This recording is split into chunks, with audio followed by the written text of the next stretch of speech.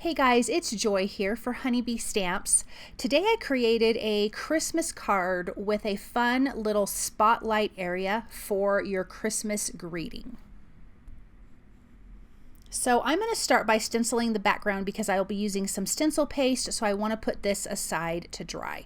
I am using the Under the Mistletoe stencil. There is 3 stencils in this, 2 for the leaves and then 1 for the berries. I'm using some Distress Oxide inks. My first color is Mowed Lawn, and I just want to ink blend this all over that whole background, and then when you pull this away, we're going to have just part of our leaves.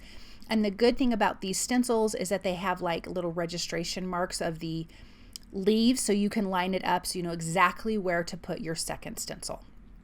So I'm going to bring that in here and just tape that in place and I'm going to be using Rustic Wilderness for this other color. I liked the idea of having a light green and a dark green on this. I felt like it added more interest, but you could still just use one color and it will still be just as beautiful.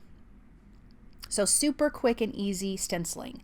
The next layer is the berries, and I will use some Distress Grit Paste. And something funny happened is when I used this stencil before, apparently I did not clean it off, and I did not realize that. I thought that it was stained from using red ink. So my berries came out a very, very light pink. Not that it's the end of the world, and I mean a really light pink, but it was just really funny to me. I'm like, what is happening? Why is my stencil paste turning a different color, or grit paste? But it was not an issue. I wasn't worried about doing it again because this is on white cardstock. It actually stood out a little bit more. So I'm going to add this grit paste onto the back here, and then I'm going to use the Distress Clear Rock Candy Glitter and add that to the top, so these will have just a little bit of shimmer, which I really, really like. And I definitely made sure to wash this immediately after because grit paste dries quick, you guys. Like, it's no joke. So now that we've got that pretty stencil paste on there, I can sprinkle on the glitter, but I totally forgot to record that for you guys. I am so sorry, but I did sprinkle on that rock glitter.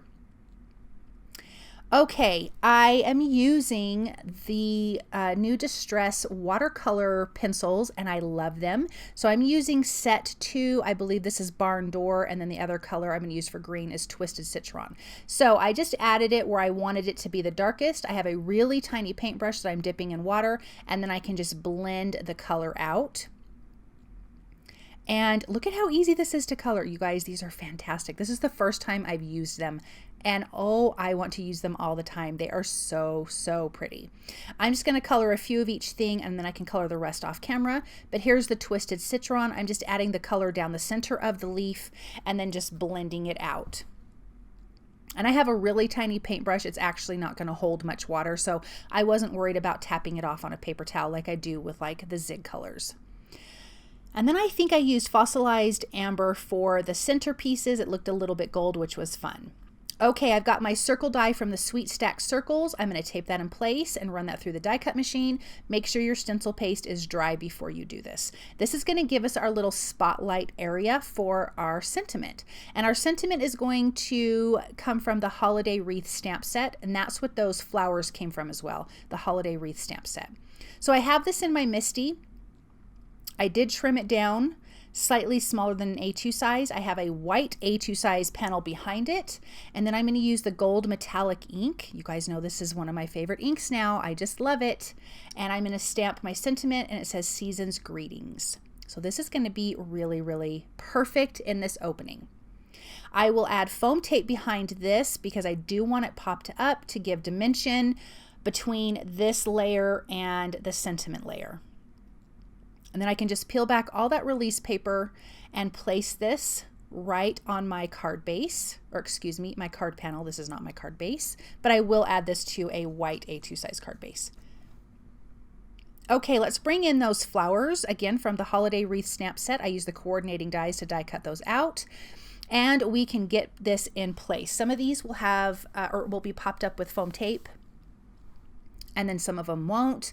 I love dimension on cards. If you didn't want to have the added dimension, since we already have the card panel popped up, then just don't add any foam tape behind the flowers and they will look just as fabulous. I'm going to tuck the leaves in and around, just kind of getting an idea of where I want these to be. and it's just kind of highlighting the spotlight area. It's bringing attention to that circle by having the flowers around this design. I've got one more leaf I'm going to put in place. I was deciding if I wanted it with foam tape or not, and I opted to not. I have my reverse tweezers, which helps to keep my fingers out of the way, and I can just tuck this in. Let's add some gemstones. These are the Back to Basic gem stickers. I'm just using like the clear crystal ones. And I added them to the center of the flowers, the centers of the flowers, and then on the inside of that circle. Just to have a little bit of bling on this background besides the glitter on those berries. Let's take a look at this up close. Look at how pretty. And you guys, this was a simple card to put together, but it's so, so pretty. It's a great stencil. It's a great stamp set. And I had fun making this card. Thank you guys so very much for stopping by and watching. I hope you have a fabulous Christmas and a happy New Year. Bye.